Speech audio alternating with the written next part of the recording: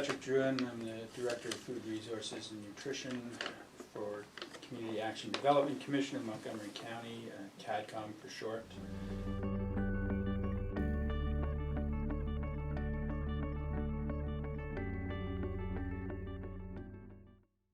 Hunger has many faces, of course, but I think one thing you have to consider is that it is just part of poverty, and poverty is a matter of no money.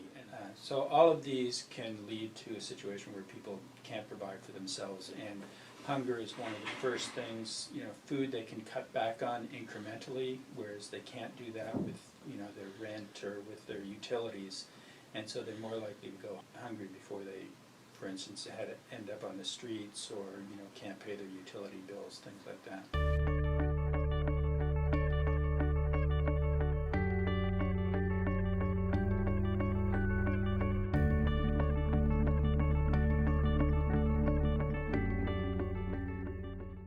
SNAP is the Supplemental Nutrition Assistance Program, used to be called food stamps.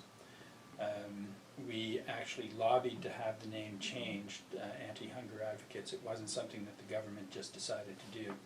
And the reason for that is that a lot of people felt that food stamps, because they were getting them through the county assistance office together with other assistance programs, tended to see it as welfare.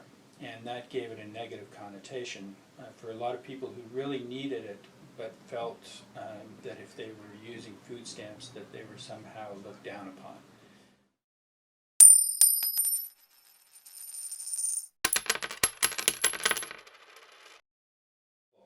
If you feel hungry, you want something that's going to satiate your hunger, and that won't necessarily be nutritionally good for you. But if you're buying something that's high fat, high carbohydrate, whether it's French fries or chips or rice or anything like that, these are staples that are basically cheaper, and in a lot of cases they're subsidized at the farm level.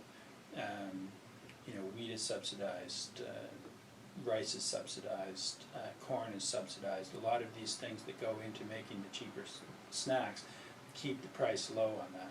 Whereas things that are, vegetables, produce, they're not subsidized sometimes at all, but at a very low level if they are. So you get this price discrepancy between the cheap stuff and the more expensive things.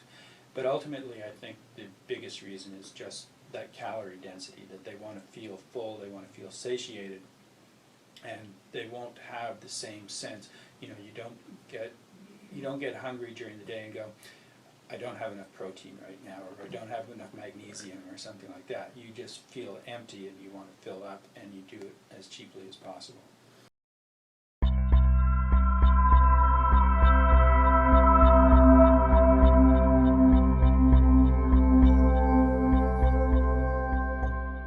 For the county, in terms of SNAP, there's about $66 million that comes into the county. So it's a factor of 66 kind of thing. That's the most important program, and it's continually under attack.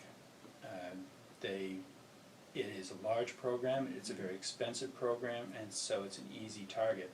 And kind of in the same way that when you're feeling poor, you might start shaving your diet and shaving some money off the food you eat.